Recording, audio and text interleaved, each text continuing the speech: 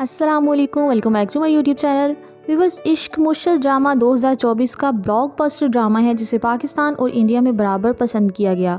इस ड्रामे का वायरल सीन उसके BTS आपके साथ शेयर करेंगे। उससे पहले आप सबसे रिक्वेस्ट है वीडियो को लाइक और हमारे चैनल अनाया खान को लाजमी सब्सक्राइब करें। शिब्रा यानी दुर्रे फिशा अपने वालिद की मौत पर उसके सरहाने बैठे रोती है, लेकिन उस सीन को करते हुए शिब्रा हंस हंस कर पागल हो गई। उसका कहना है कि ये सीन उसके लिए इतना फ़नी था कि उसको कर ही नहीं पा रही थी। काफ़ी रीटेक लेने के बाद उस सीन को मुकम्मल कर पाई, जिस सीन को देखकर लोग रो पड़े थे। उस सीन के BTS में देखा जा सकता है कि शिब्रा हंस हंस कर लोटपोट हो रही है। आपको ये सीन कैसा लगा था? क्या आप भी इस सीन पे रोए थे? कमेंट सेक्शन में लाजमी बताइएगा। और इश्क मुश्किल के BTS और इन्फॉर्मेशन वीडियो देखने के हमारे साथ जुड़े रहिएगा। मिलते हैं किसी और इन्फॉर्मेटिव वीडियो के साथ, तब तक के लिए बाय बाय।